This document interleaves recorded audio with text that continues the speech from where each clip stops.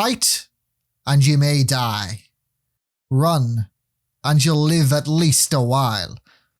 And dying in your beds many years from now, would you be willing to trade all the days, from this day to that, for one chance, just one chance to come back here and tell our enemies that they may take our lives, but they will never take our freedom? That said William Wallace in the movie Braveheart. We, the free peoples of the Free Speech Podcast, have pledged ourselves in the pursuit of life, liberty, and the pursuit of happiness. The only weight on our free-floating hearts is the copyright restrictions preventing us from theming this episode as I Want to Break Free by Queen. And so, onwards on our journey towards liberté, égalité, et fraternité, you have me, Mr. Give Me Freedom or Give Me Death, Niall, and the lady who rides free on the winds of the Hungarian plains. It's Christina. Welcome to the very free Speech Podcast. How are you today, Christina? Well, I just had my 5th panic attack since waking up this morning, but that's the usual. Hooray! It's a free world and we're free to drive ourselves into a tizzy. Yeah, so if I sound off, it's because I am. So, I want to know, where in the world, could be anywhere, could be in your house or could be out somewhere else, do you feel the most free? I always felt freedom while horseback riding. Why is that? Why is that? I don't know. The connection you feel with another animal and well, you are free to go wherever you please mostly. I mean, it depends on where you are, but usually you are out in the countryside, just galloping over the plains and beautiful scenery all around. That is what I think about when I think about freedom. Yeah. Makes sense. I'm terrified of horses, so that wouldn't do me. Where I feel the most free is on the boat between where I live and a nearby island on a particularly rough day when you're making the crossing and you're going over the waves, and that moment where the boat leaves the crest of the wave and like you're almost in the air is like the moment you almost feel like you're going to fly. Yeah. That's just where I feel the most free. It's almost like I feel almost like I'm about to shirk the human and leave behind this mortal coil. And that's when I feel free. And yeah, well, you see, I'm afraid of the sea, so it would probably like throw you back onto the boat if you ever fell into it. But we're all sort of obsessed with freedom. It's almost become a cliche. No matter where you go, you hear people blithering on about freedom. I mean, one moment in American politics, you would swear that every single politician in that entire country was the freedom guy, but they're all telling each other that the other one isn't the freedom guy. I'm the real freedom guy. Well, what gives? We all love this freedom, but nobody seems to have a bloody clue what it is. Indeed. I was even listening to like some national anthems from various countries. You are damn near guaranteed the word freedom is going to pop up in that anthem. Well, what the hell is up with people in freedom? And considering the entire world is like very different, clearly we don't know what freedom means, but we all seem to want it. What do you think? What's your gut reaction to freedom? What is freedom anyway? It's freedom to be what you want and do what you want within, reasonable limits. I mean, if you want to be a murderer, then you should not be free to be a murderer. How dare you take away my freedom to murder? Indeed. But it's the freedom to create yourself. That is a very nuanced take. That has to I think that's your best gut reaction so far. Like of all of them, that is risen to the top.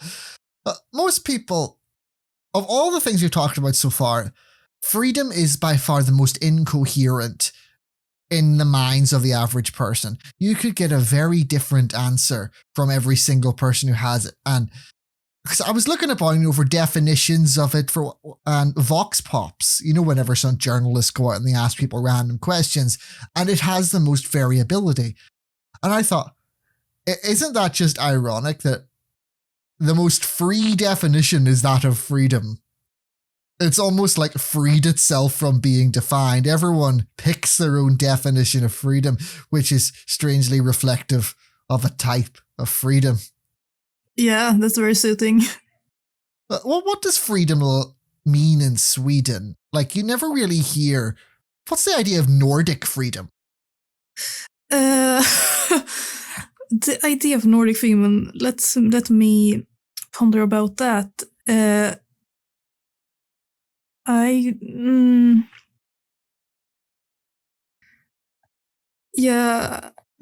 Is there a Nordic freedom, or is that just not a part of it? There is, but it's a bit hard to define because it's very different from the usual, Americans, all about patriotism and freedom and the right to bear arms. It's a very weird, kind of violent idea of freedom, but Nordic idea of freedom. Oh, yeah. Even for America. Yeah. Which is, the very opposite of the Nordic idea of freedom, because people in Sweden consider paying taxes a kind of a freedom, which for American would be like, are you insane? No, but I think Nordic kind of freedom is kind of similar to what I said, but maybe without the nuance, if I may say so. Is it held in a sort of a vague, almost like the freedom is an assumption in a way, but it's never really put into words by people? Yeah, the thing is that in Sweden we have this thing we call jentelag, which is a cultural phenomenon that's a bit hard to explain. And I think that really influences the idea of what we have of freedom, because it's like an unspoken cultural law that says that you are never allowed to think yourself better than anybody else. That sounds anti-freedom, but kind of a way in the American sense. In American sense, yeah, but in the Swedish sense, that's the absolute use of freedom. It's the it's the assumption. It's the basic assumption.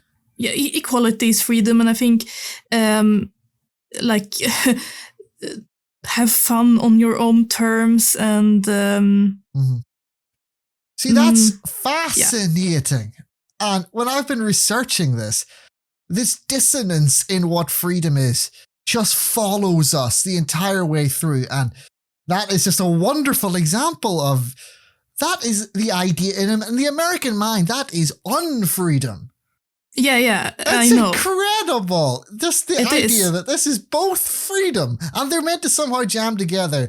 It's wonderful in my mind that these contradictory things can lay claim to being the same thing. How in the hell are we going to define this? I don't know, but we're going to try.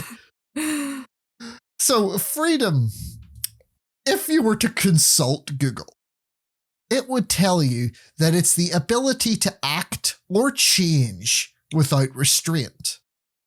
Does that convince you? I agree that is... that would be freedom, but it's kind of unnuanced as well. That is almost like, the way I read it was, that is the freedom definition if you assume nobody else exists. Yeah, indeed. It's, yep.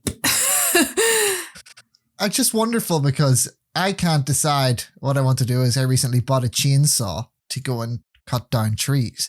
I just can't go outside and cut down my neighbor, even though I want to, and there's many reasons why he may deserve to be cut down, but I can't do that. But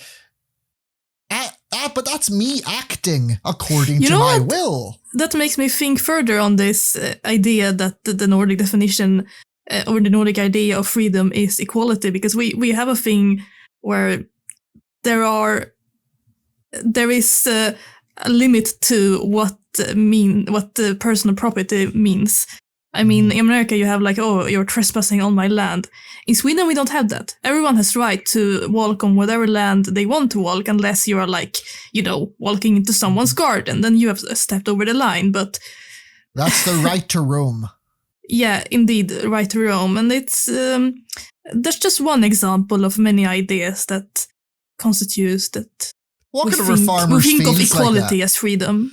Yeah, I feel it's really interesting. And there's so many branches we could go here. So I had to pick one. So if you were expecting me to go into the philosophical definition of freedom, I'm sorry. That's going to have to wait for another episode. This is a behemoth. I'm decided that we're going for political freedom. And that's what we're going to stick with.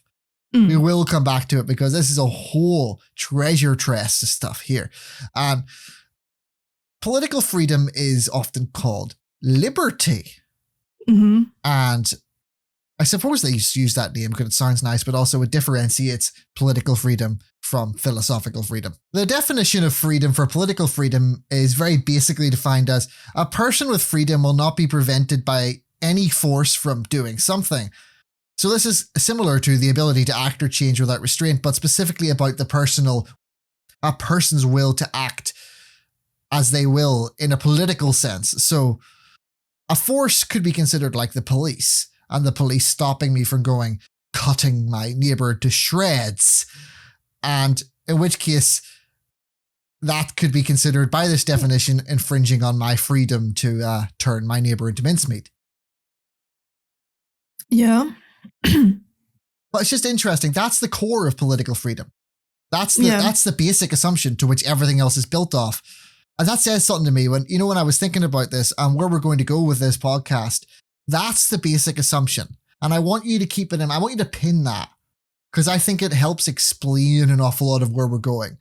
That at the heart of it, in the average mind, political freedom is assumed to be that, being able to act without any force stopping you from acting. And that's really important for you to hold on to that. Yeah. In modern politics, being free from control or oppressive restrictions imposed by authority in one's way of life, behavior, or political views. So we're getting into a more nuanced definition now. Do you agree with that one? I think so. Let's have a look at it and break it down. So it's being free from control or oppressive restrictions. What would you consider an oppressive restriction? An oppressive, like dress codes, very simple, easy example. I would consider a oppressive restriction. That's an interesting, you can't dress like a goth or something for whatever reason. Yeah. And of course you have different questions about those restrictions. What about religious dress? Yeah, I mean, that's imposing on freedom as well. It's still a dress code. Mm-hmm. So it's just an example. Clearly, I don't mean that oppression always comes in the form of dress codes. It's just a very simple example. Mm-hmm. But it exposes the fact we're having an issue right from the start of this definition. What is control or an oppressive restriction? Yep. And I'm asking that in a very Fox News, I'm not going to give you an answer way. I'm just asking a weird hypothetical because everyone disagrees on what an oppressive restriction bloody is. Yeah, that is very, very much true. So we're not doing well here, Mr. Freedom. We're having serious issues. And so let's just put a pin in that and say that's flawed, but we have to move on. Now, next, those oppressive restrictions are imposed by authority. What or who is the authority? So who has the right to decide what is an oppressive restriction or a form of control? And those definitions are supplied by an authority, but that depends on that authority's definition. Who is that authority? Are they legitimate? Indeed. So, and as we can see by politics, people disagree all the time about who should be in charge. Yeah, they disagree on everything in politics. So we're at step 2 of this definition, and it's problematic. We are not doing well. And now here's what I think is the next bit's really interesting. It's really pertinent to some of the debates that are happening in politics right now. So it's the oppressive restrictions imposed by authority on one's way of life, behavior, or political views. Now, the first one is interesting because what are we living in right now other than the culture war? The threat of the conservative way of life being banned, being made irrelevant, and they're rebelling really, really hard against what they see as the restrictions of their freedom to oppress others, their conservative sort of reactionary way of life they feel is being restricted. Yeah. So, like, my freedom is limiting the freedom of other people. Yeah, so you even have this definition as exposing directly. This is meant to be the liberal definition of freedom, by the way. Yes. And this is the one that conservatives are reeling against because they feel like their way of life is under threat. They feel like their freedoms are being curtailed by the liberal conception of bloody freedom. And it's just such a mess. And it's so pertinent today because the culture war is what is framing political debate at the moment. If you watch mainstream media, it's the culture war you will see there. The banning of Dr. Seuss and all this sort of things like that. They're all symbolic of this culture war. And it's the idea that they view the liberals as having these oppressive restrictions on their way of life. And this is, in my opinion, this is the closest definition to the one that people are actually working under or living under. And the conservatives are chafing up against it. Yeah. Right. What I'm going to look at now is the more extreme political definition. And we're actually getting simpler in a weird way.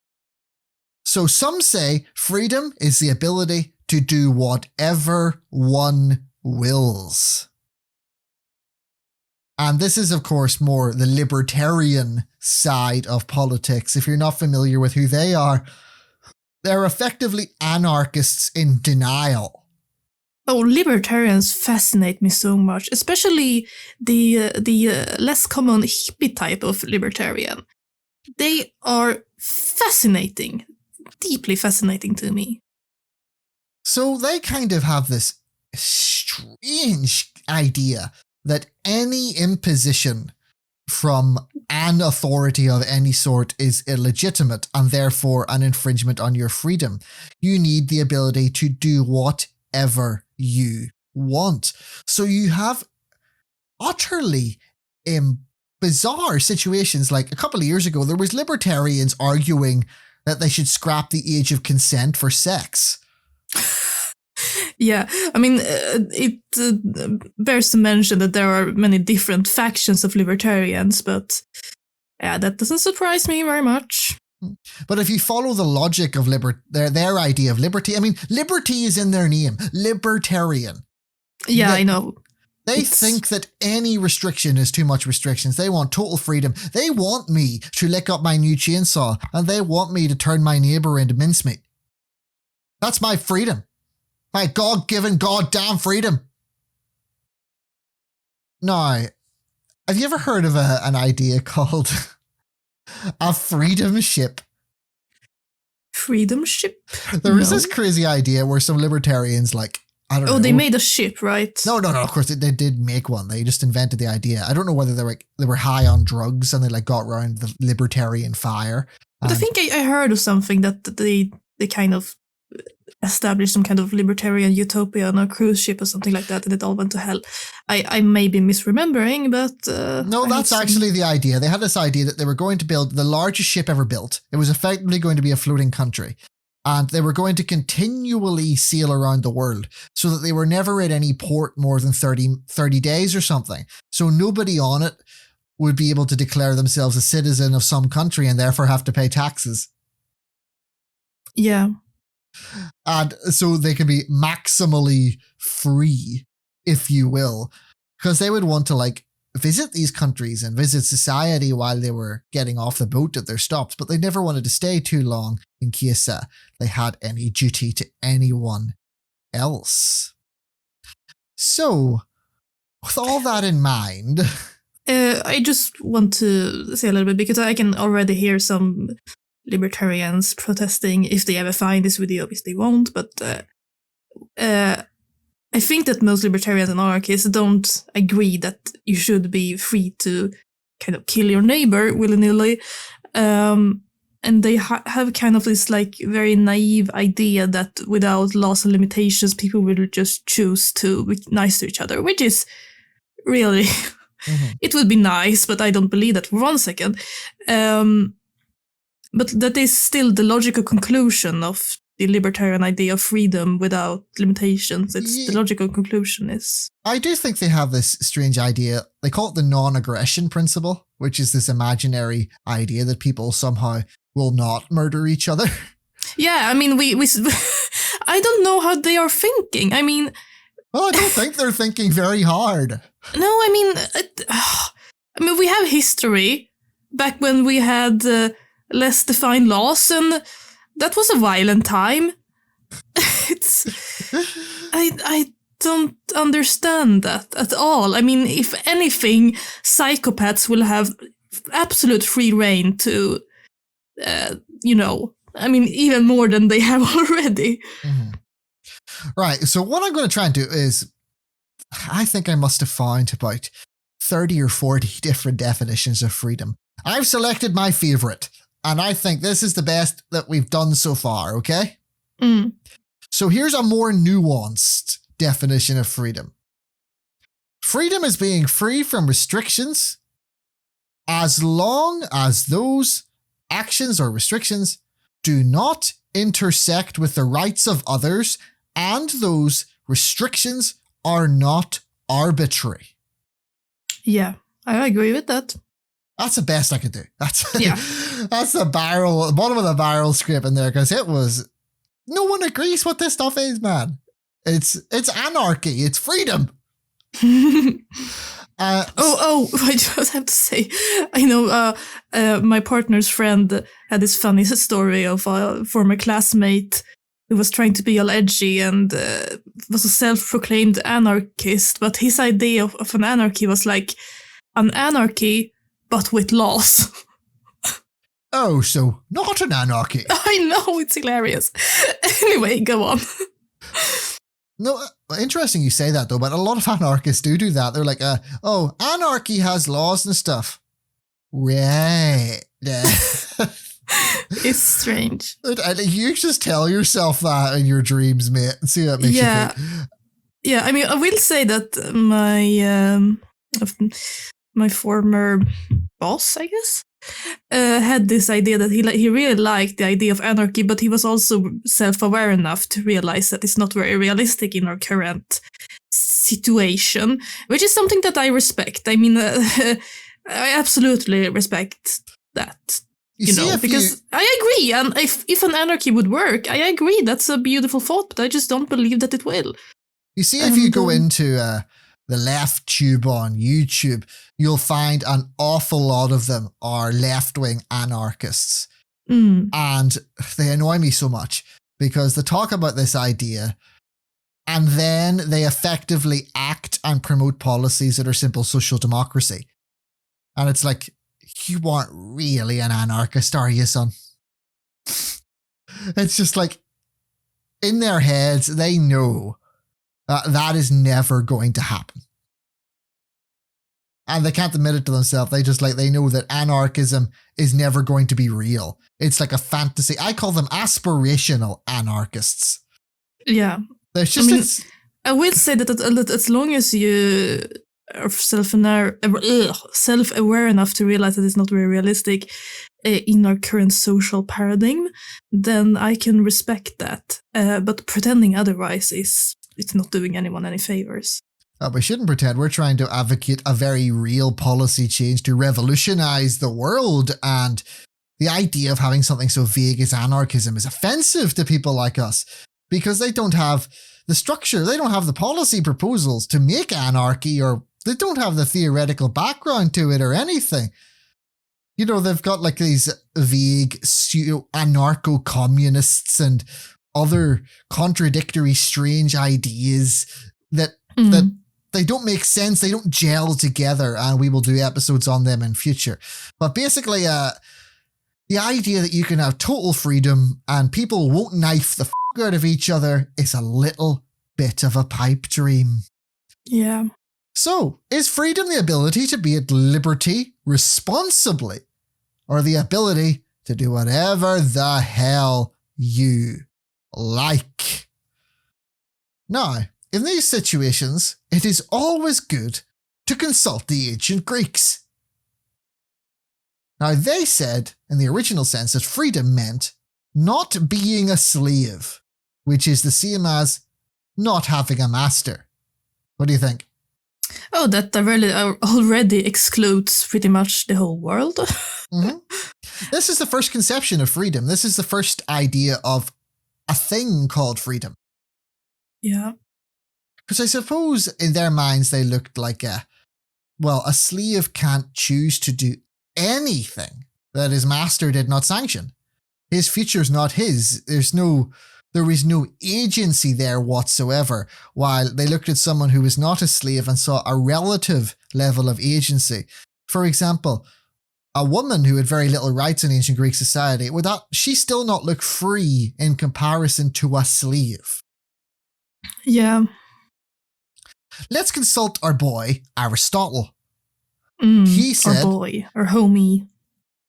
He said, this, then, is one note of liberty which all democrats affirm to be the principle of their state. Another is that a man should live as he likes. This, they say, is the privilege of a free man, since, on the other hand, not to live as a man likes is the mark of a slave. This is the second characteristic of democracy, whence has arisen the claim of men to be ruled by none, if possible, or if this is impossible, to rule and be ruled in turn, and so it contributes to the freedom based upon equality. Now, there's a whole lot there to unpack. First of all, he's basically saying one shouldn't be a slave and one shouldn't have a master. Are we agreed with that? I very much agreed with that. I'm not particularly turned on about the idea of ever being a slave. That stuff is only for the bedroom. Indeed. That's words of wisdom. So first you have to be a freeman. You have to literally not have a master. Now, on the other side, you have to be in a situation where either you are not ruled by anyone, Aristotle says, or if this is impossible, which the inclination is it is if you're living in a society, you are ruled by people that you have permitted to rule you. Mm. So he makes this compromise, like if you're, in the case of Athenian democracy, you voted in the people that made the laws, so you're sort of you're choosing them to make the laws, in which case it's kind of like an extension of your free will in that they're there by your choice. Yeah. We, of course, see that's very problematic if you see our episode on democracy. However, we'll give Aristotle the benefit of the doubt in this case. And his last sentence here is very important because it intersects with what you said at the start. That freedom must be based on a state of equality. Yeah. He said, and so it contributes to the freedom based upon equality. He recognized if you cannot have a society in which everyone has equal rights, there is going to be a relative level of freedom. There are going to be people less free or more free than others. Yeah. I mean, yeah, that ties very well in with what I said about Sweden and that idea of freedom. Do we have freedom within the definition? No, not really. We are not equal here. Mm-hmm. More so equal than in America. But I mean, the social classes are just becoming more and more divided by every day. I think all over the world. I think we've managed to follow the logic here that freedom is a compromise. There's an acceptable level of freedom which we all try and agree to. But we also understand that there has to be restrictions on freedom so as not to curtail another person's freedom. Yeah. And this seems to be the logic liberal societies have followed to a degree so far. usually trying to... or at least aspire to. Well, I'd say more so that they're trying to pretend they're like that so they can hide the privilege and rule I would agree with that as well, because I can very well see a millionaire agreeing with that idea. Mm-hmm. So they at least try and look like they're following this idea that you have equal rights, that you have to... But that's so important, and that's very important to the idea of meritocracy, that we all have equal opportunities, so we all have the same agency. And, which we'll get to later, the idea of going as far in your life involves you having a massive degree of freedom. You need to be able to chart your own path. But in order to do that, you need to start at an equal footing to everyone else. But for now, we're going to take a short break. Stick with us and we will be right back. Thanks for listening to the Free Speech Podcast. Check in every Saturday for a brand new episode. If you like the podcast, please leave us a 5-star review wherever you're listening. It really helps us in the rankings. If you're on YouTube, please subscribe to the channel, click the bell icon to receive full notifications when new episodes are released, and of course, like the video. Please consider sponsoring us on Patreon. Due to not being based in the USA, our channel is unfortunately not eligible for advertising revenue on the Anchor network. A small monthly donation will help us cover our costs. Just visit patreon.com/thefreespeechpodcast. Your contribution is greatly appreciated. And remember to catch us on social media. We're on Twitter @the2peaches. On Facebook at facebook.com/thefrozenpeaches. And on Instagram at instagram.com/thefreespeechpodcast. And back to the show.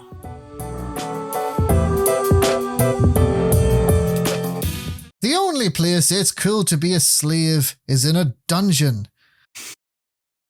But for most of history, people have literally ended up in dungeons at the hands of tyrants like monarchs. But even in the earliest times, in historical empires where freedom was a mere future dream, there was some level of it. For example, from the earliest times, limitations to freedom were recognized to avoid oppressing people. Like the ever heard of Ashoka, the emperor in India? Ashoka. No, doesn't ring a bell. Buddhist emperor. And like he wrote this law code, and like he laid out certain very basic sort of ideas of like freedom of religion and general equality. Mm-hmm. So like even in these really ancient backward societies, that they had some idea that you had to have a degree of freedom, but also that freedom has to be somehow curtailed to avoid stepping on anyone else's toes. And so we're dealing with an ancient tradition here. And it eventually led up philosophers start to consider a way to organize this. And we reach social contracts. You ever heard of social contracts? Yeah. They were a group of guys, Rousseau being our guy, but he wasn't the only one. There were multiple philosophers who had multiple ideas of social contracts and different types of social contracts. And they sort of looked for a way to frame freedom in a legitimate way with legitimate constraints. Like a very basic social contract is the monarch system, where you agree that God gives the monarch the power to grant or restrain freedom as the monarch desires. It's a very primitive social contract, but it's a social contract nonetheless. John Stuart Mill, one of these philosophers, defined the social contract as the nature and limits of the power which can be legitimately exercised by society over the individual. Now, that's basically asking the question, how much of a restriction in the world we live in should be applied to our freedoms? Just how restricted should our freedoms be? I think we're at a point where we agree that freedom can't be absolute. It has to be restricted. But to what degree? Yeah. What do you think? In an ideal world, what would your things that you'd say would have to be restricted? Yeah, I mean, things that infringe on anyone else's freedom or well-being or happiness. And also, the well-being and happiness of the world at large. animals, nature, just anything that opposes the possibility to make everything at peace.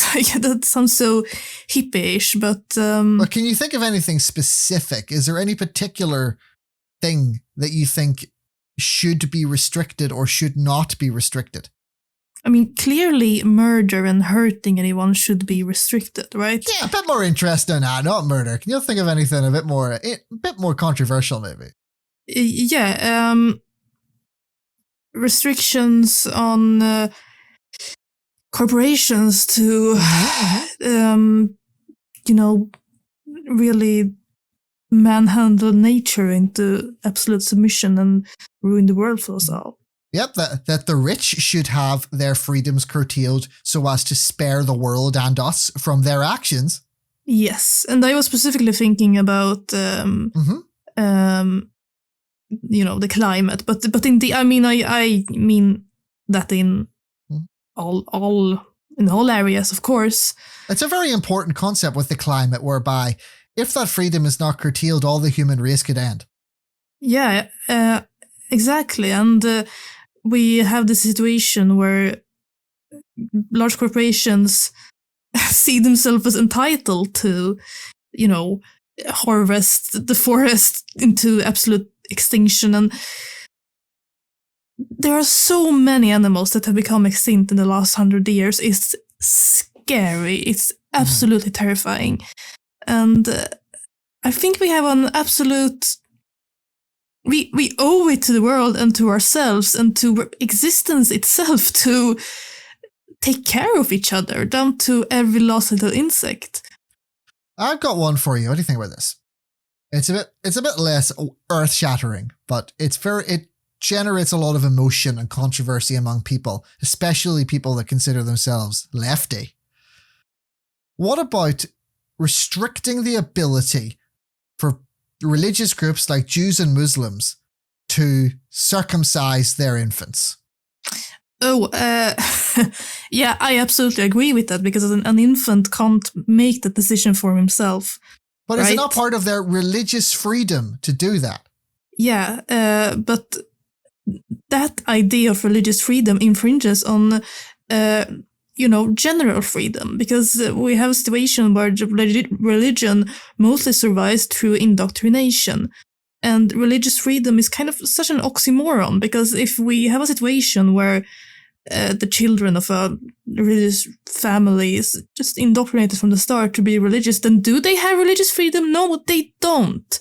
They don't. You should be able to, be a hardcore Christian if you are old enough to make that decision, but that's not the situation we have. If you are an adult and want to circumcise yourself for religious reasons, then go ahead, but no. It's really interesting, because this is where the logic of freedom can sort of contradict itself here. Like, yeah, know what? That's interesting, because I read this about female genital mutilation. That's also a religious thing, and incredibly damaging and horrible. It seems to be centered in Africa largely, I do believe. Yeah, and I read about this, that people were trying to educate these places where they do that, and at first they were really upset, because they were like, oh, this is a religion, how dare you?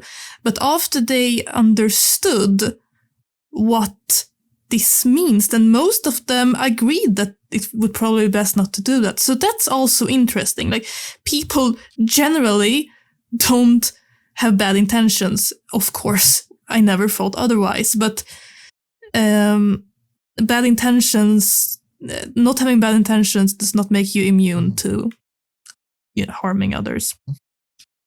So freedoms can often contradict, and their differences and their intersections can be hard to pull apart, and some freedoms can end up restricting other people's freedoms, such as the freedom of religion can restrict a baby their freedom not to have their foreskin removed. Yeah. We put a pin in that because we'll be visiting freedom of religion at the end. Now, we cannot go on without mentioning freedom and the US. because it has been the freedom country. It has led the freedom cult. It is effectively freedom. It is a cult. It really is. The Declaration of Independence in the year 1776 said that people have the right to life, liberty, and the pursuit of happiness. But the nature of freedom that it was referring to came into immediate dispute in the new country, as black slaves believed that them being slaves violated their liberty and their life and their pursuit of happiness. Yeah, I think that's a fair thing to feel.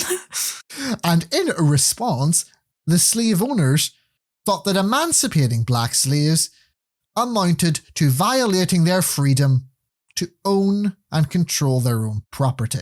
It's very hard, especially in the modern day, to weigh the seriousness of that. The idea is, whose freedom is more important? The freedom to actually not be a slave or the freedom to own slaves? This is a... Indeed. I mean, look, on one hand, the idea of human beings being property is more than questionable. But also, just to trigger the Americans, the idea of property. I have some objections. Of course. Now, I like to take a rule from Mass Effect, the game. If something is capable of learning calculus, you can't own it. Yeah. So... And of course, that's why they argued that black people were less intelligent, because that would,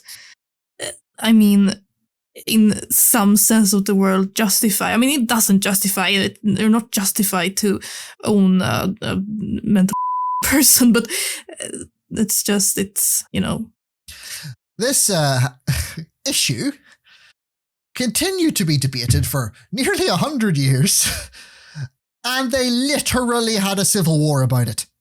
Not until 1866 were the freedoms guaranteed in the Constitution granted to black slaves, then former slaves. Oh, well, just to make that clear, I wasn't implying that black people are mentally I hope that nobody got it that way. I was just drawing the conclusion. I'm sorry. Yeah, go on. It's just astounding to me that no matter how long slavery has existed, and it has existed since the dawn of civilization, people have been aware that this is a bad thing. It's not like it's some brand new idea that people shouldn't be owned. This is a thing that people have wrestled with forever. Yeah, of course. I mean, even babies, even crows and other animals have an perception of freedom. Mm-hmm. I think that's a part of our makeup as living beings to have an idea, very basic idea that freedom is good. It's incredible. Imagine you were these early Americans, right? And you were like coming up with all these rights and laws and all the good stuff. Surely they should have consulted our boy Aristotle, who said that for freedom to make sense, you have to have equality. Yeah. There's no excuse for these dudes. They knew Aristotle. They were classically educated. All of them. They studied the classics because that's what you did at that point in history if you were an educated person. They knew bloody well rightly what Aristotle thought. Yeah, I know, and that's what I'm saying. They were trying to come up with reasons to kind of exclude the ownership of black people from I want to know, what's that mindset? I think they were aware they were coming up with reasons, at least in the back of their mind. They were aware. I know, that's what I'm saying. That's what I'm saying, that's why they were coming up with excuses, because they know that it were wrong. And you see this in a lot of right-wingers too, that they kind of know that they are wrong, because otherwise they wouldn't be fumbling with so many excuses and reasons and justifications. They do such a mental gymnastics about it. Oh yeah, and it's crazy. Like these excuses go places. They're like the most convoluted mazes where because blatantly you need to obfuscate such an obviously wrong way of thinking. If you do not obfuscate it and make it less clear to people, its absurdity is immediately apparent. Yeah, absolutely. Yeah. In fact, if you watch something like Fox News, they do this as a job. It's BSing to a professional degree. And just in the last couple of days, there has been immense amounts of like mass shootings in America and police shootings. And they go to incredible lengths to not involve race in it and to not blame the cop. And it never stops astounding me just the webs of strangeness that they're willing to weave to avoid simply admitting the fact that America is not an equal society and some people are more free than others. Yeah. And people like Tucker Carlson, especially, they know. They goddamn know. And that's why I hate them so much. Now, to move on from America, while our hearts are still pumping and our blood pressures at a mild rate, let's talk about negative liberty. For us negative people. Christina, what do you think negative liberty is? Libertarianism. Definitely it is, but it's like negative liberty in the extreme. But what is negative liberty as a concept? Well, isn't it 2 words. And the first one is free. Freedom from? Aha, yeah, exactly. Freedom from restriction. Negative liberty is concerned with being free from the will of others, or from outside interference. Agreed? Yes. I mean, that's what I was going to say. Yeah. Indeed, negative versus positive liberty, freedom from or freedom to. Mm-hmm. So, in a weird way, to make negative liberty such an important part, especially in America, negative libertarians have had to sort of draw arbitrary lines in the lists of freedoms and rights you have to like mark certain areas as sacrosanct, like you can't touch this, basically. Mm.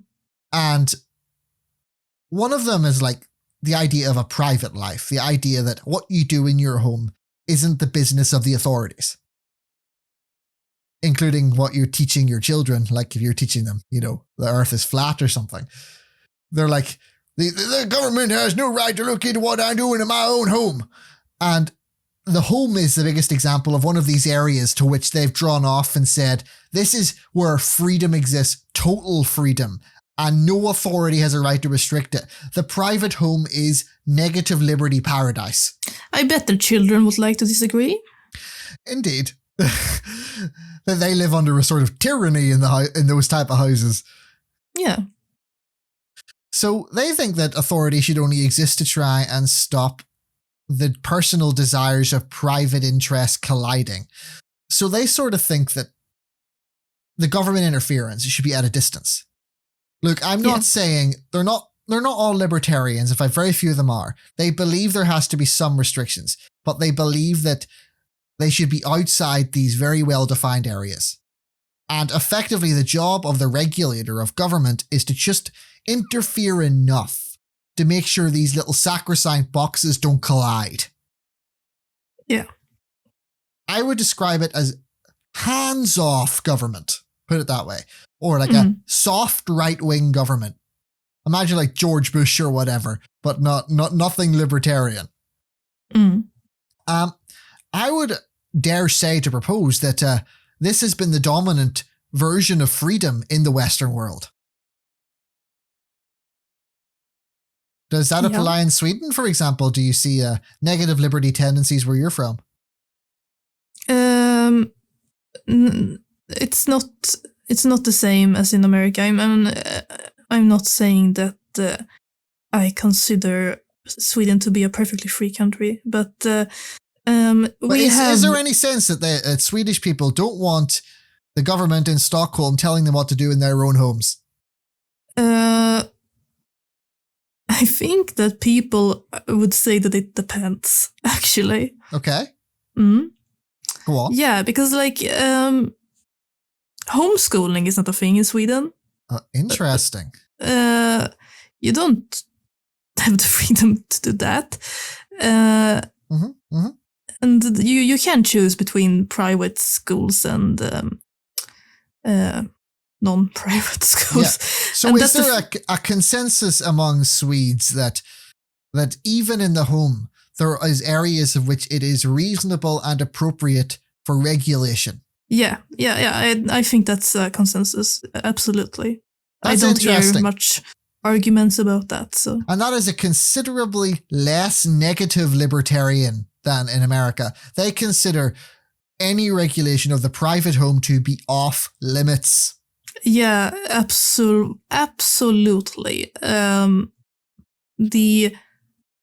The difference is staggering, and I think Sweden still has some ways to go, so that's scary. So that's negative liberty, freedom from restrictions. We should all have some negative liberty in that you shouldn't tell me what to wear or what songs to like or things like that. There should be negative liberty from arbitrary restrictions. Yeah, right. And we don't have dress codes in school and such either. There are dress codes in workplaces, usually privately owned workplaces. In meritocracy, the way it works is that you should be maximally free from those, irrelevant or arbitrary restrictions. Yeah. Like the only laws that should be in place should be laws that have a distinct purpose for a distinct reason. You should not restrict people arbitrarily. And I think that's something we can all agree on. Indeed. And I think Sweden has come a long way in regards to that specific area. But of course, those restrictions are, things like religious dress should be restricted because they have things that go with them that aren't just like, I like black clothes or I like to wear pictures of ducks or whatever. Pictures of ducks. I don't know, wearing whatever you want just because you like it versus wearing a religious garb because it sends a message and announces your intent. They're very different things. So the meritocratic state would very carefully analyze all of these situations to see what it should regulate and what it should stay the hell away from. Yeah. Now, to negative liberty's big brother, positive liberty. As you said earlier, this is the ability to use one's free will to do things. Yeah. And the idea of government is that government should give us the freedom to do things. That's what government is good for, and that's why we need government. A government that helps with our freedom, not restricts it. That people like to think that government is automatically a restriction. I don't believe that for a bit. We need some form of government to give us the freedom to do things. Like in Sweden, we have free education. That's a good step along the way. Positive liberty is so important to meritocracy because it's vital. It's about maximizing your agency. And think of this. What is the biggest enemy of positive liberty?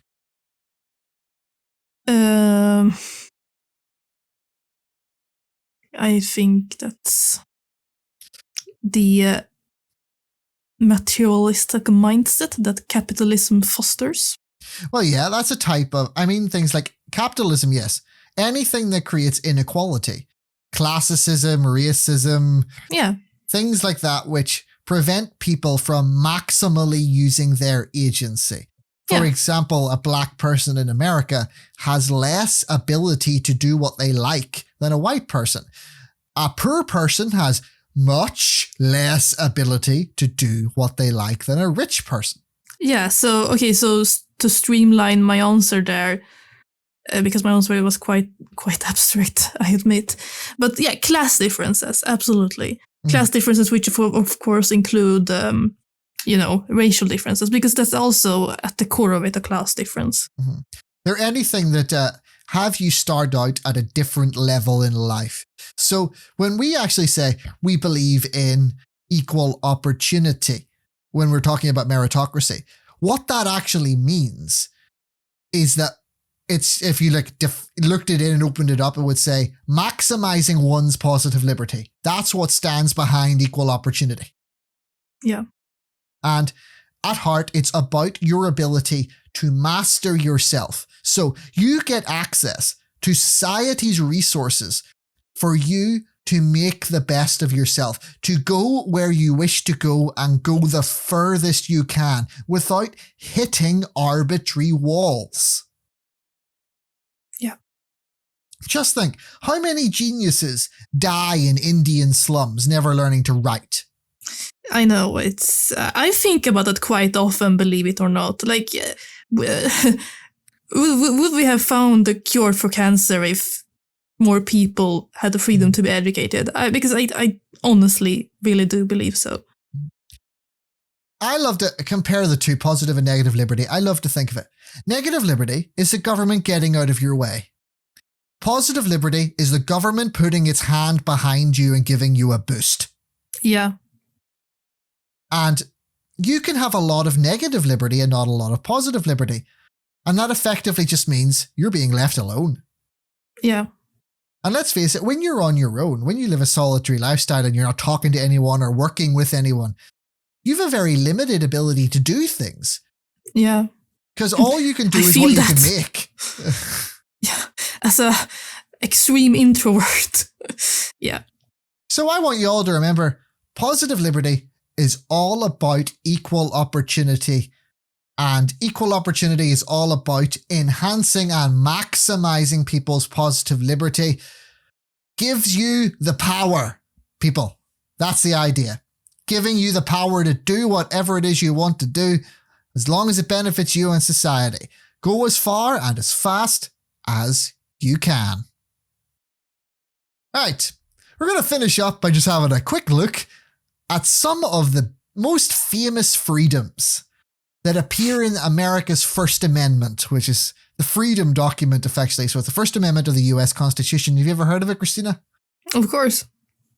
They never shut up about it. Well, these days you hear more about the Second Amendment, where they're like, "You take our goons." I think there's 18 amendments in total. I can't remember exactly. But anyway, let's have a look at number 1.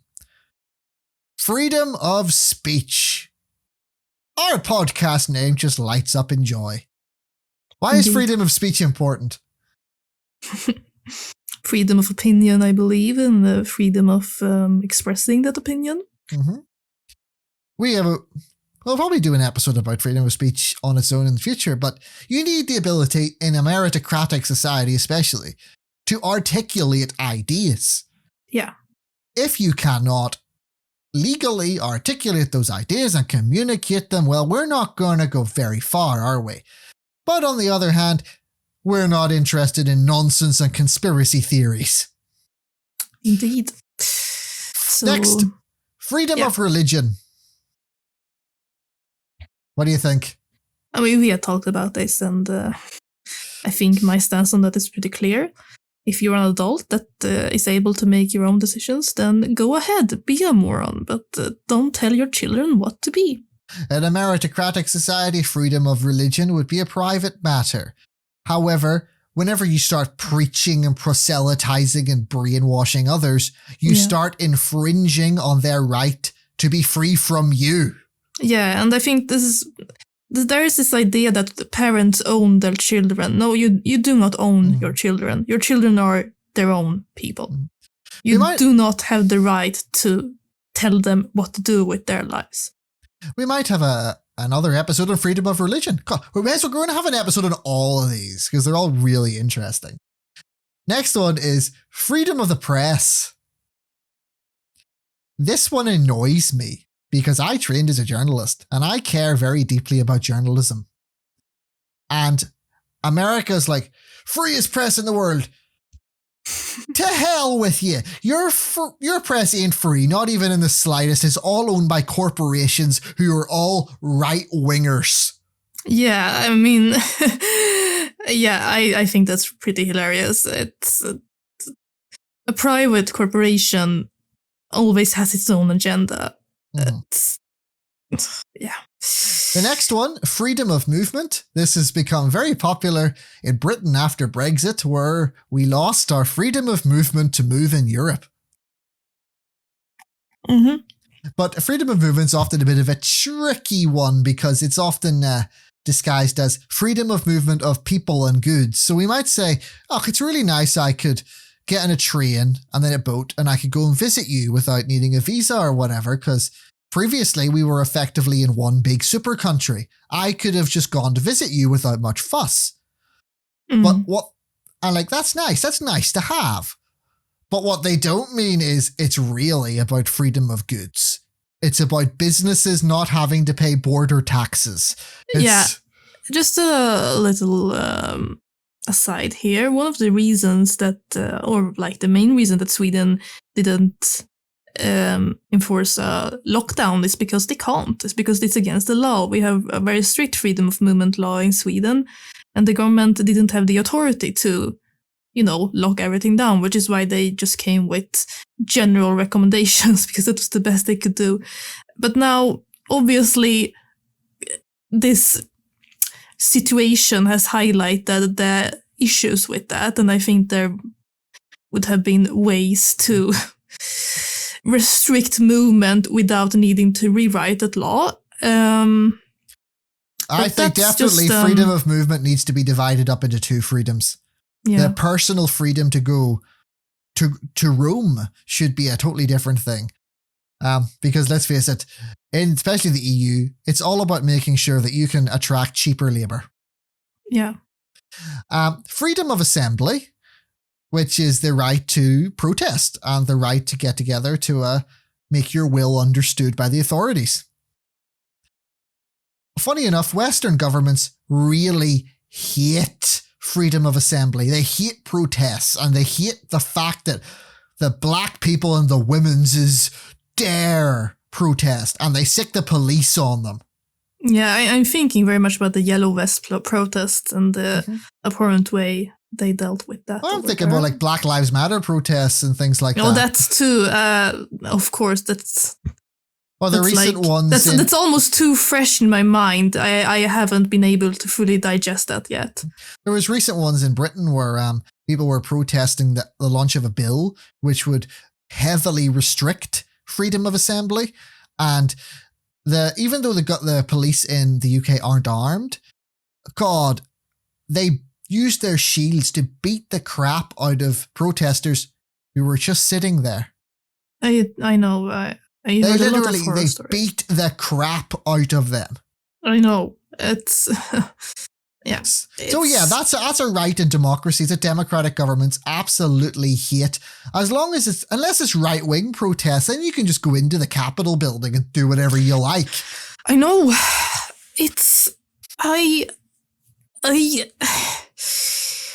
Oh boy.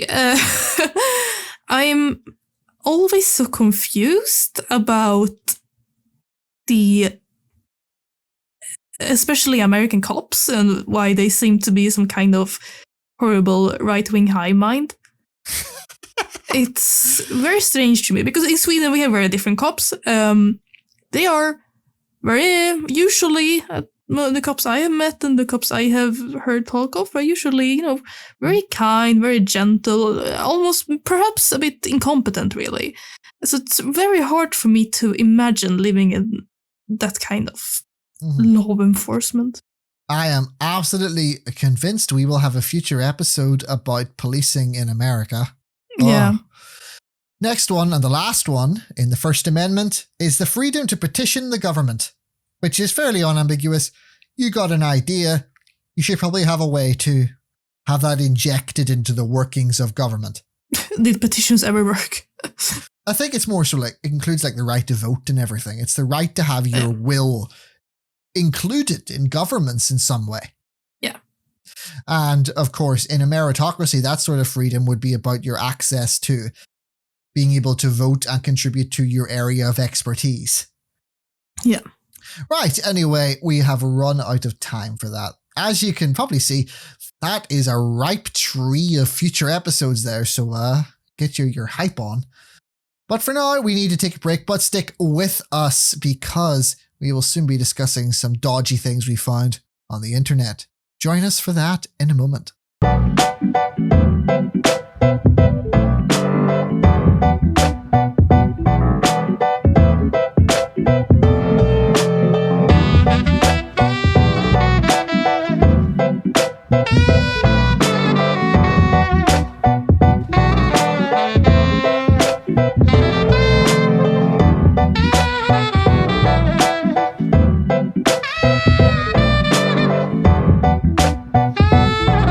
The internet is a terrible place and it is filled with terrible people, and the only regret I have is that we don't have a theme song for that. Like, we should have a jingle for this segment. Now, we've got a tweet. Jared Yates Sexton said, "For those who need to hear it, wealth doesn't equal talent or intelligence. The myth of meritocracy purposefully robbed us of human projects that could have made life much better. You've been had, and billionaires shooting off rockets should be schools, healthcare, and infrastructure." Yeah. Why is this comment awesome and why is it also terrible? Why is it terrible? Why is it terrible? Well, it's awesome because we agree with all of that, where there is no real meritocracy. It's a fraud, and this is anything but a meritocracy where we're all incredibly unequal and people have massively reduced freedom because of their wealth. Yeah. It is terrible because it has created a belief that is very much held among the left. That by definition, there is no such thing as a meritocracy, by definition. Yeah, this is an idea that I struggle with a lot. I mean, seeing that the other leftists hold this opinion and try to inject that, I think there is a actual meritocracy. I don't equate that with rich people. Can we talk about that? But they usually have a knee-jerk reaction that meritocracy will inevitably be used to control people. And I think that's such a shame to hold that belief. I think there's three things, I think. I'm going to stick with the first one. The first one is that it's a sort of symptom of a mental abuse. They're so used to things being terrible that they can't extend their minds to things being good. Yeah. This is something I have noticed, that absolutely. It's just a strange way. If you're put in a box for that long, it's... My sympathies, just saying. It's a problem that if you've been put in a box for that long, you start to not be able to imagine the world outside that box. Yeah. And as much as you could empathize for the sociological and psychological things that put them in that position, it stands to facts that belief has to go. Yeah. As much as you may be excused for having it in the first place, there is no excuse for you keeping it. Yeah. Now, secondly, there's this idea that among the left, that any differences between people are bad. That a meritocracy will innately allow the most talented people to rise to the top of society. But some lefty people struggle to actually agree that anyone should rise above anyone else for any reason. Yeah, and that's why I always say that there needs to be a cap to how high you can rise above others. But the thing is, but that was totally irrelevant to them. They don't think anyone should rise. It's like a communist idea, the way a doctor is considered of equal importance to a street cleaner. Yeah. Yeah, but that's also because they equate the idea of anyone being over you, that person would have more freedom, which is, of course, as we have established, really very much against the idea of meritocracy. It's not a very nuanced take that, someone does a little bit better in a very restricted sort of, contained manner, they're going to become a tyrant over the next guy. That's a leap of logic. Yeah, I think that people say that power corrupts, but I heard the idea that power reveals, and I think that is very true indeed. Now, next tweet. I had another thing to say, but I've totally forgotten it. That happens. We'll just handle it. There was 2 reasons, not 3. Forgive me. Next tweet. Joshua Potash said, I wonder how different the union conversation would be if we all learned in school that unions are the only reasons we have weekends. The only reason we don't work 12 hours a day. The only reasons kids aren't forced to work, and that union members fought and died for those wins. Yeah, didn't I touch upon this in a previous episode? You did. It's something I've actually had a conversation with a friend of mine about recently, that the workers are entirely ignorant of the history of their own class. Yeah. They are not taught about the actions of their workers. In history class, you were taught about the actions of the elite. And you were not informed about what your forefathers accomplished. And, in the end of the day, where the original unionizers and the original left-wingers, they came out of peasantry. They came out of total, unambiguous, thorough, near incredible levels of control by the capitalist elite. And they had to fight for that, literally, with weapon fight.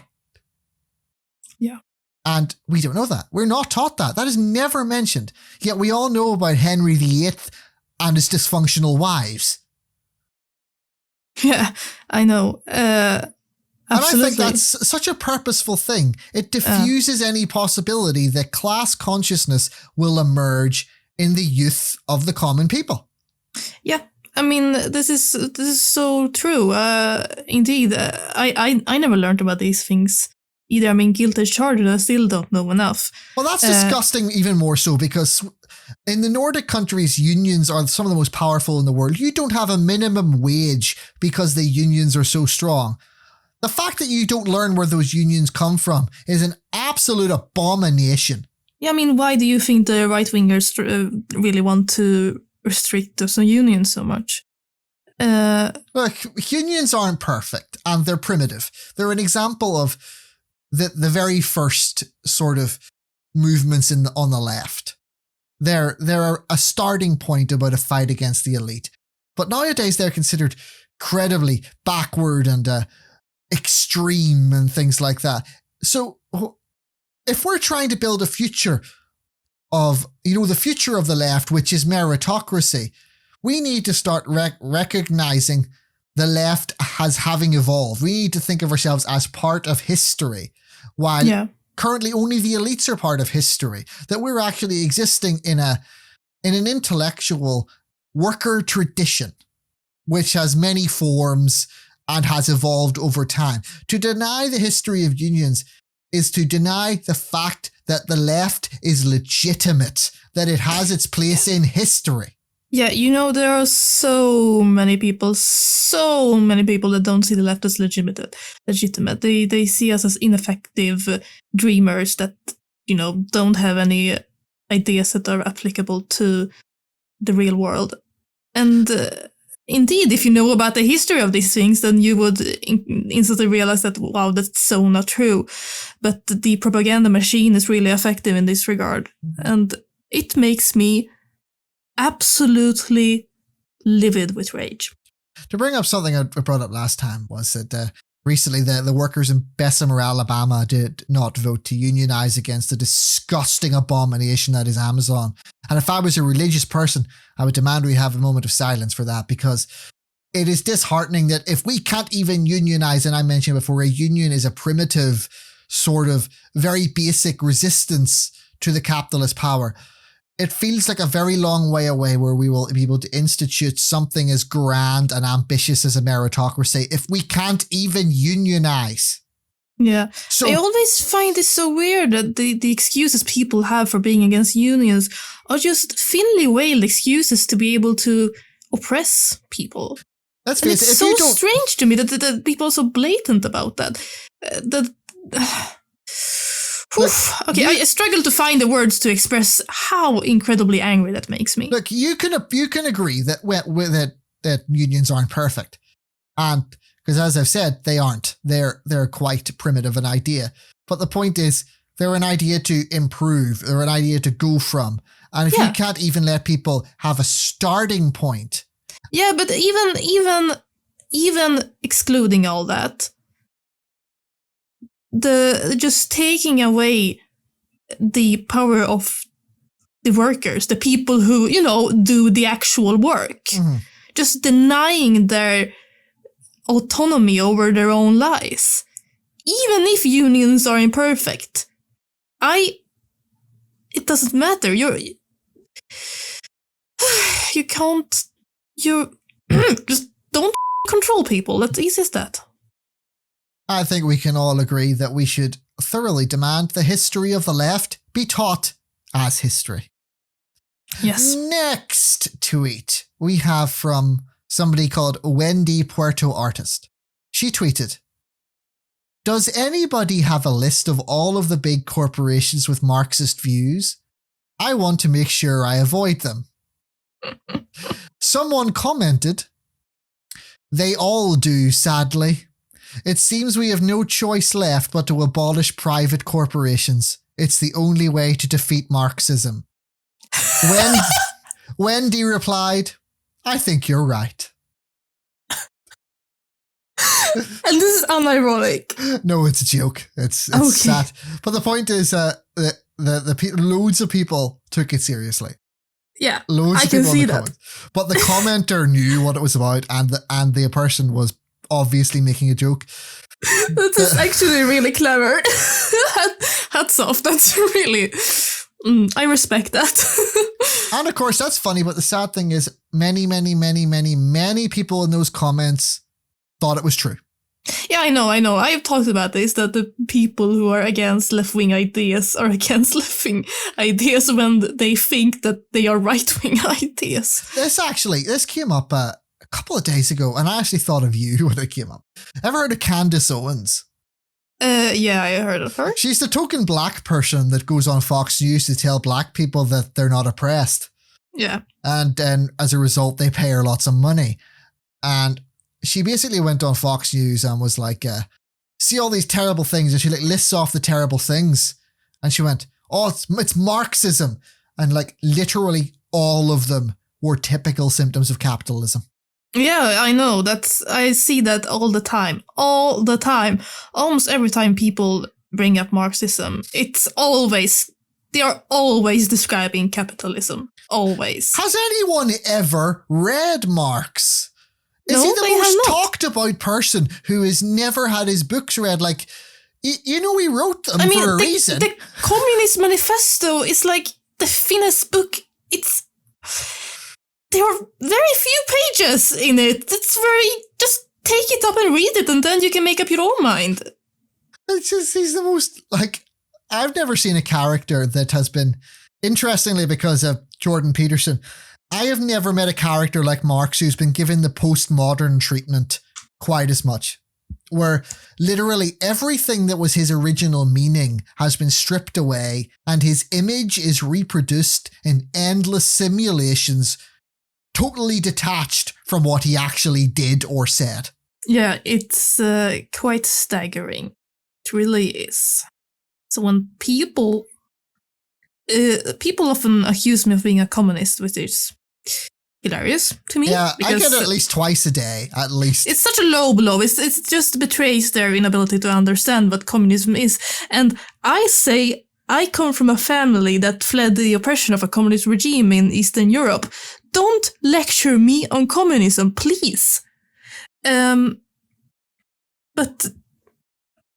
that what happened there Mhm. and what Marx said are two very different things. Don't mix them up. I think the secret here is Marx can say whatever it is you want him to. Next tweet. An anonymous person said, I'm not homophobic. I don't hate gays. I just don't support that lifestyle or their choices. That's a classic. A comment? It's not a lifestyle, it's not a choice. The original tweeter replied, nobody is born lesbian, gay, black, or trans. LGBT is a choice that directly counteracts God's plan for you. God loves you, and it hurts you when you disrespect him like that.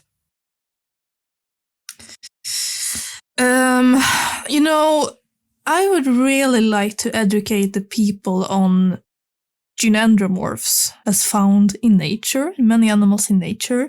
Animals that are literally half female and half male. You can actually visually see that. Do you think this Bible basher can spell gynandrom whatevers? No, I don't. But I always just internally laugh and then cringe and then want to beat the world up when people say that it's against nature. Actually, it's not. Actually, it's pretty common in nature, more common than you would think. But of course, you don't want to think that because you are a moron. Imagine the goal you have to be where lecturing someone on the nature of the universe when you get your entire knowledge from random books written by tribes people in the Bronze Age. Yeah. Like citation needed for your claims. Yeah. Look, like, boy, gynandromorphs are a thing that exists in nature. Homosexuality is actually something that we have observed in several animals. It's not rocket science, it really isn't. I wouldn't have actually used this one because this is kind of typical, but what I loved about this one was he said that God loves you and it hurts you when you disrespect him like that. So by going against the claims of the Bible, like for example, that gays should be allowed to live, is disrespecting God, and that hurts you when you disrespect God. Like the level of condescension and arrogance it takes for you to say something like that when and you just are the stupid one. absolute delusion. It's how the does submitting myself to an invisible sky daddy make my life better? It doesn't. I think, though, there's something, I don't want to say charming, but I suppose at a primitive level, you could almost envy them. They're so convinced that it's almost like, think of the security they must have inside, that they just believe these damn simple, idiotic things, and like that's their world answered. That's it. All of it's in a box for them. We should have a future podcast where we talk about the master-slave dialectic and how, making a slave of yourself, it's kind of a comfortable position to be in. You don't have to think for yourself. Nice. Comfortable. Also extremely bad. I think people need to have a good, especially on the left, need to have a good long look at themselves when they defend religion. Yeah, and they don't. Because this is what you're defending.